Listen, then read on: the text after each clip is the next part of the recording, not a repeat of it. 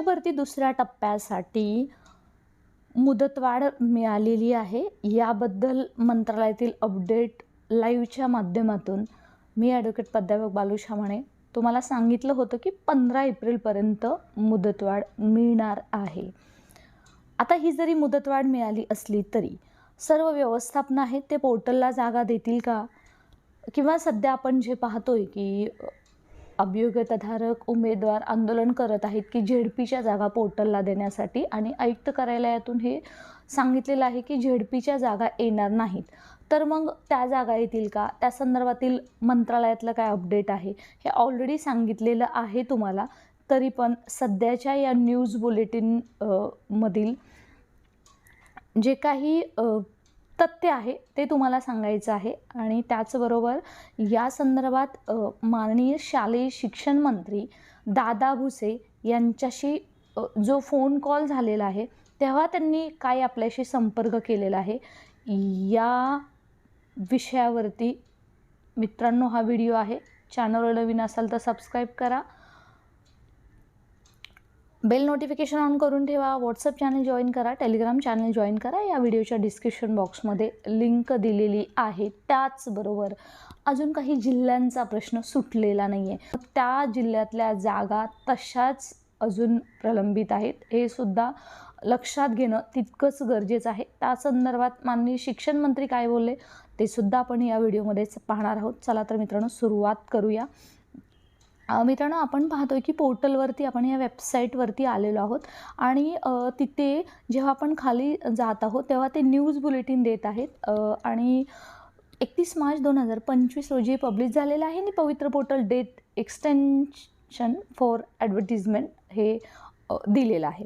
आता बघा ही न्यूज बुलेटिन आहे, प्रेस नोट असं देण्यात आलेलं आहे आणि त्याच्यामध्ये जी पवित्र प्रणाली मात्र शिक्षण सेवक शिक्षक पदभरतीसाठी दुसऱ्या टप्प्यातील जाहिरातीच्या कार्यवाहीसाठी मुदतवाढीबाबत त्याच्यामध्ये पहिला मुद्दा आहे, दुसऱ्या टप्प्यातील शिक्षकांच्या रिक्त पदांच्या जाहिरातीसाठी दिनांक 20/1/2025 रोजी पवित्र पोर्टलवर सर्व व्यवस्थापनांना सुविधा देण्यात आलेली आहे. तुम्ही जरा कॅल्क्युलेशन करा की या गोष्टीला किती दिवस झाले आजही व्यवस्थापनात जागा देत नाही आहेत. दुसरा मुद्दा आहे 20/1/2025 ते 31/3/2025 पर्यंत सुविधा देण्यात आलेली आहे. अद्यापही व्यवस्थापनांना जाहिराती देण्यास अजून काही कालावधी आवश्यकता असल्याने पवित्र पोर्टलवर जाहिराती प्रसिद्ध करण्यासाठी दिनांक 15/4/2025 पर्यंत मुदतवाढ देण्यात येत आहे. त्याचबरोबर नेक्स्ट मुद्दा, राज्यातील सर्व शैक्षणिक व्यवस्थापनांना आवाहन करण्यात येते की आपल्या अधीनस्थ शाळांतील शिक्षकांची रिक्त पदे भरण्यासाठी पवित्र पोर्टलवर जाहिरात देण्याची कार्यवाही करावी. पवित्र पोर्टलवर जाहिरात देण्यासाठी हा जो वेबसाईट आहे त्याच्यावरती जाऊन संकेतस्थळाला व्यवस्थापनाने भेट द्यायची आहे. इथं त्यांच्यासाठी टॅबसुद्धा दिलेला आहे. त्याचबरोबर शेवटचा मुद्दा पाहूया, शैक्षणिक संस्थांना पदभरतीबाबत जाहिरात देण्यासाठी कोणती अडचण आल्यास त्यांनी मेल करायचा आहे eju2022@gmail.com आणि तसा संपर्क साधता येईल. मित्रांनो हे न्यूज बुलेटिन आहे. तर मित्रांनो या संदर्भात मी लाईव्हच्या माध्यमातून पण तुम्हाला सांगितलं होतं की मंत्रालयातून असं सांगितलं आहे की झेडपीच्या जागा येणार आहेत. असं नाही की झेडपीच्या जागा येणार नाहीत, परंतु अशा ठराविकच झेडपी जागा देतील आणि खूप कमी नंबर्सनी जागा येतील. कारण 2023-24च्या संच मान्यतेनुसार किंवा त्याचबरोबर जे काही आत्ताचा 15 मार्च 2024चा GR आहे त्याच्यामुळे ऑलरेडी अतिरिक्त होत आहे. त्यामुळे सर्व झेडपी जागा देतील असं अजिबातसुद्धा नाही आहे आणि याचमुळे हा फॉलोअपसुद्धा तितकाच गरजेचा आहे.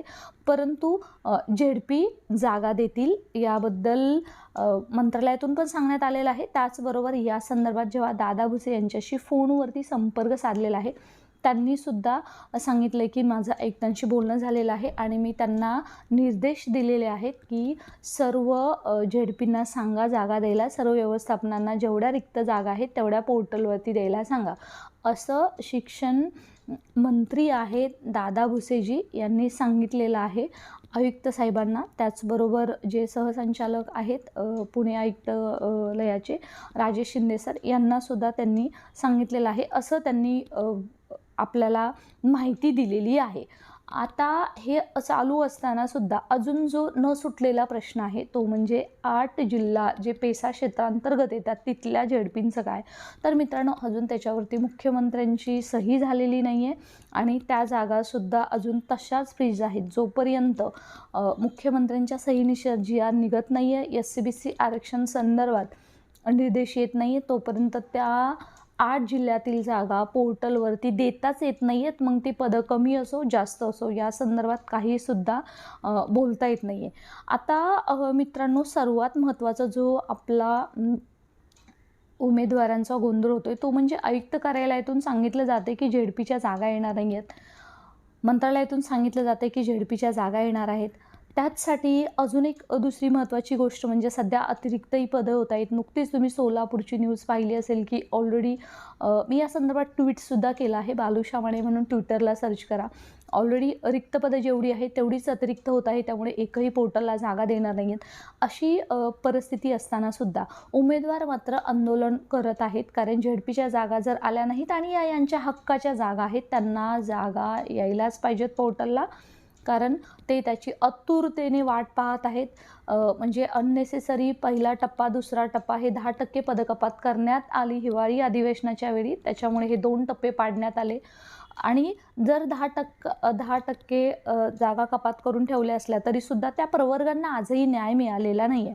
त्यामुळे जेवढे आपण कॉम्प्लिकेशन्स पाहतोय की दिवसेंदिवस वाढतच आहेत परंतु कमी होत नाही आहेत. आणि याच धर्तीवरती मग जेव्हा डेट एक्सटेंड होत जाते तेव्हा मात्र एकच इच्छा आहे की बाबा ही भरती अजून कुठे अडकायला नको. लवकरात लवकर सेकंड फेज व्हायला हवी आणि यासाठी उमेदवार जे वाट पाहत आहेत, आंदोलन करत आहेत त्यांनासुद्धा न्याय मिळायला हवा. तर मित्रांनो, आता पाहण्यासारखी गोष्ट आहे की येणाऱ्या काळामध्ये आयुक्त कार्यालयातून याच्यावरती काय उत्तर येतं आहे. सद्यस्थितीत आयुक्त कार्यालयातून मनपा, नपा आणि स्थानिक स्वराज्य संस्था आहेत, अनुदानित विनाअनुदानित यांच्या जागा येणार आहेत. परंतु मंत्रालयातून सांगितलेलं आहे की ज्या झेडपीच्या रिक्त जागा असतील अतिरिक्तांचं समायोजन करून त्या झेडपींनी जागा देण्यास सांगितलेलं आहे आणि त्या संदर्भात न्यूज बुलेटिनमध्ये मात्र कोणतीही गोष्ट मेन्शन केलेली नाही आहे. तर मित्रांनो, पाहूयात या संदर्भातला फॉलोअप घेऊन तुम्हाला चॅनल थ्रू नक्की कळवलं जाईल. So stay connected. सध्याची जी परिस्थिती आहे त्या संदर्भात आपण आंदोलकांच्या सोबत राहणं ही तितकंच गरजेचं आहे.